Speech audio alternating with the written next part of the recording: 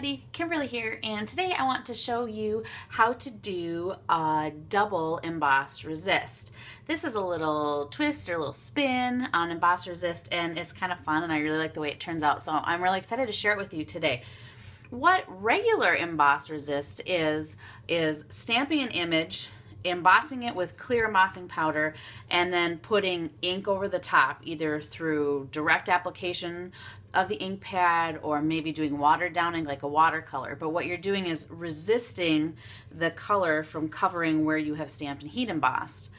But with my twist on it is I'm going to stamp the bottom layer first and then do the classic emboss resist technique, because what I love is I love the texture that it adds to behind what you've inked, and also you can see things peeking out through what you've embossed as well.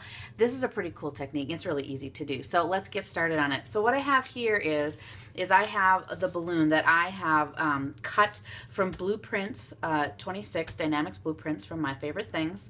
And remember, everything's always below the video in the description. And I have stamped this, and I have used Happy Birthday background, and I've used persimmon ink. And I've stamped this and I have heat set it to dry it quickly, because I don't want the letters to get picked up when I do my heat embossing. I'm going to take my little embossing buddy here and just run this over the top. And the reason I just ran this little pouch over the top is this helps remove any static from here, and my embossing powder that I put down won't get in places that I don't want it. It makes it a lot easier. So this is a great little pouch for using for that. Then what I'm going to do is I'm going to take Star Background, and I'm going to ink it up with some Versamark Watermark ink. This is a wet ink, and that's great for embossing, and this is clear. So that is going to work perfectly, because we want the stuff behind our image to shine through. I'm going to ink this up, and I'm not going to ink the whole image because I know I don't need the whole thing inked, so no point in inking where you don't need it. Press this down.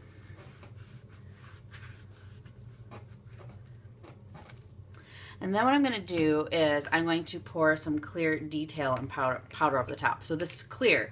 So what this is going to do is going to let everything shine through. And I'm going to sprinkle from the top and work my way down. And I'm using my scratch piece of paper here. I will catch all the extra and tap it back into my jar. I'm going to gently tap off the excess. And then I use my piece of paper, my jar up, and just make, oop, I missed. Just make a little funnel and slide it forward. And I really like the way that works. Now, I missed a little bit here, so all I'm going to do is just sweep it up into my jar. And then what I will do is I will wipe the rest away. No big deal. Messes happen. All right. Then, once I have this on here, once I have my embossing powder on here, I am going to heat set this with my heat tool. My heat tool is dying. My beloved heat tool, which I have had for 16 years now, and I don't want it to die. And so I've already heat set this for you, so I can just go right on to the next part of the demo. When you heat set something, you want to keep your embossing tool moving so that you don't burn anything. And what you're looking for is you're looking for your image to go from the flat powder looking to the shine. Hopefully I catch a little bit of that shine for you so you can see that my images are all heat set. When you do this, it's a little tricky because it's clear, so really make sure that you pick it up and take your time and take a look at it. I'm going to come back with my paper here. And what I'm going to do next to bring out this color is to take a mini ink blending tool and soak it in ink, and look at that. It's coming right through. And I'm not going to be very careful about this inking because I'm not concerned about it being even or anything. I just am trying to make these cool stars that we have heat embossed with clear powder stick out. And I'm just going back and just sticking this foam applicator right in there and pushing the ink around. And you can add as much layer of ink as you want. You can leave a little behind. In fact, what I might do here is I might leave a little highlight spot on my balloon right there, make everything else a a lot deeper in color. So now I have made my resist.